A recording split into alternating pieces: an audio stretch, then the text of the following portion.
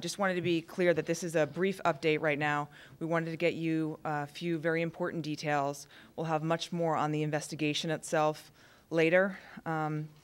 But first and foremost, the Prince George's County Police Department wants to thank the community for the outpouring of support that we've received from all around the region. The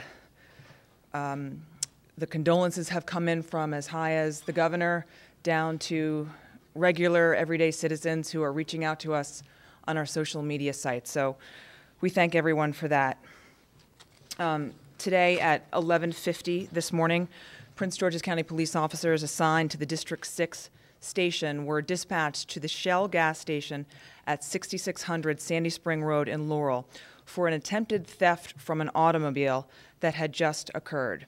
Two suspects in a gray Acura with a temporary license plate unsuccessfully tried to open the car doors of a customer's car, and then they took off.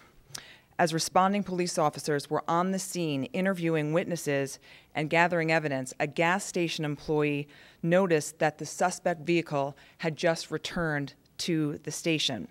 The on-scene police officers were alerted.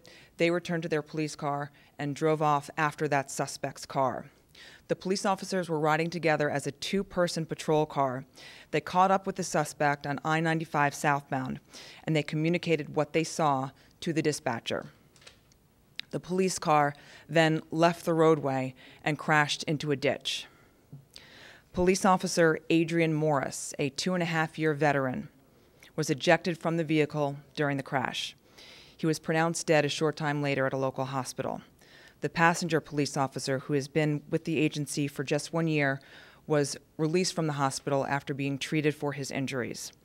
Police officer Morris, 23 years old, joined the PGPD after volunteering as a police explorer for 5 years. He was born in Kingston, Jamaica, raised in Laurel, and he became a U.S. citizen in 2009. Police officer Morris graduated from Eleanor Roosevelt High School in 2007. He continued his association with the police explorers as an advisor and a mentor after joining the police department. Police officer Morris lived in Laurel. A crime solver's reward of up to $25,000 has been authorized for information leading to the arrest and conviction of the driver who contributed to the death of police officer Morris. And that's all we have for tonight. So what about gray Acura temporary tag? No number or anything on the tag? Correct. Correct. What about the witness accounts that say the driver of that vehicle intentionally or forced the police cruiser off the road? We are still sorting through all of that information. The collision reconstruction unit is going through the various witness accounts that we've received and poring over all of the evidence. Julie, do they believe that this attempted theft from auto might be connected to the bunch of different ones that you all put the press release out about a month ago?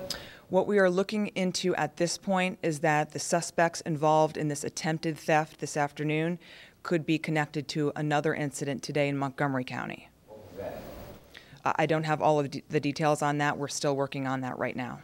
Something similar, perhaps? Yes, a successful theft in Montgomery County.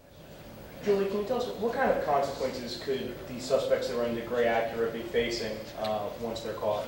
We are talking with the state's attorney's office to find out what these suspects could be charged with, and we'll get that information to you just as soon as that's figured out. And you guys are deliberately not identifying the officer who's still in the hospital or who was released, is that right? Out of respect for the officer who, as you can understand, has just been through a tragedy, we're not releasing his name tonight. 1-year veteran, is he also young, or is he an older man who joined the force? No, he's a younger officer, yeah. I believe did she say he was 21? Earlier? I don't believe 21, no. I thought he was more like mid-20s, 25 possibly. Julie talked all about the scene there.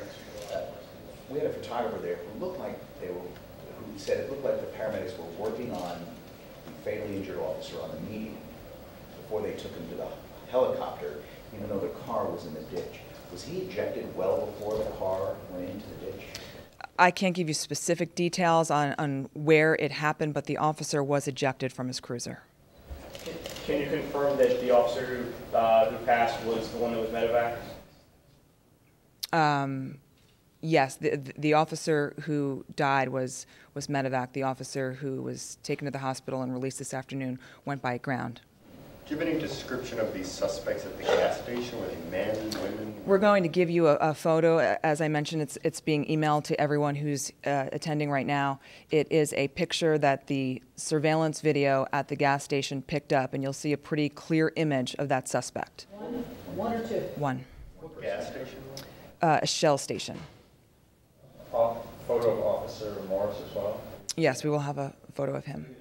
Police Officer Morris, because earlier Correct. we had heard corporal. Police officer, no. Yeah.